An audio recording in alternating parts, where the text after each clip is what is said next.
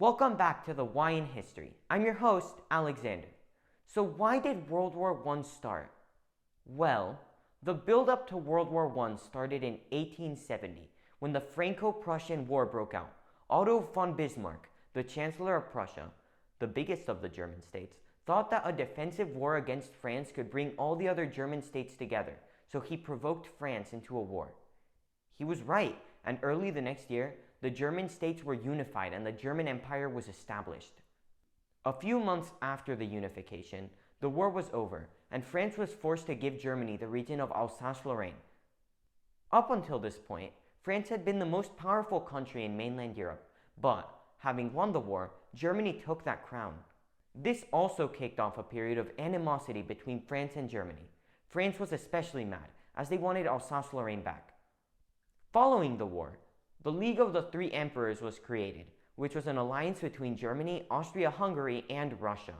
Soon after, Russia fought the 10th Russo-Turkish War, yes, 10th, with the Ottoman Empire. Russia won, which gave independence to the Balkan nations of Romania, Montenegro, and Serbia. Austria-Hungary didn't like Russia interfering in the Balkans, so they dissolved the League of the Three Emperors and signed the dual alliance with Germany instead. In 1882, Italy joined, and the Triple Alliance began. Germany still wanted an alliance with Russia, so they made a secret pact with them where they promised to not fight against each other. However, Germany withdrew from the agreement in 1890, and France, seeing an opportunity, made an alliance with Russia 4 years later. A few years after that, Russia, France, and Britain created the Triple Entente, which was meant to protect them from the Triple Alliance. Back in the Balkans, the Ottoman Empire was steadily declining, and in 1912, Serbia, Montenegro, Greece, and the newly established Bulgaria formed the Balkan League. The 4 countries of the League hated the Ottoman Empire, and that October, the First Balkan War broke out, which the League won the next year. In the peace treaty, the Ottomans lost almost all of their European territory. However, the members of the League were tasked with splitting the territory amongst themselves. After Greece and Serbia took Macedonia, which had been promised to Bulgaria, the Second Balkan War broke out. This time, it was Bulgaria versus Serbia, Montenegro, Greece, Romania, and the Ottoman Empire. Unsurprisingly, Bulgaria lost, but their losses were minimal.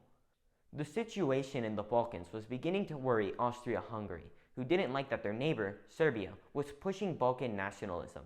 To add to Austria-Hungary's woes, Russia felt that it needed to protect the Balkans because they were, like Russia, Slavic nations. In late June 1914, Austrian Archduke Franz Ferdinand visited Sarajevo, the capital of the Austro-Hungarian province of Bosnia and Herzegovina. He went around the city, where 6 assassins were waiting to kill him. One of them threw a grenade which missed the Archduke's car and hit the car behind him, injuring 2 of his aides. After visiting them in the hospital, Ferdinand's car took a wrong turn, and as luck would have it, one of the 6 assassins, GAVRILO PRINCIP, was waiting there. Princip seized the opportunity and killed the Archduke, which obviously angered Austria-Hungary. Princip was a Bosnian Serb, and Austria-Hungary thought that Serbia had been involved in the killing, even though they had no proof.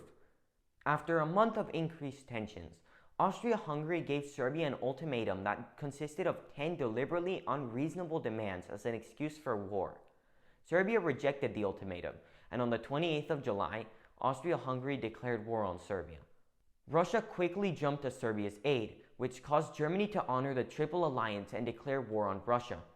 France got involved because of their alliance with Russia, and Britain, although being a part of the Triple Entente, decided to stay neutral. Italy also decided to stay neutral, ignoring their alliance with Germany and Austria-Hungary. Britain's stance changed a few days later when Germany attacked Belgium.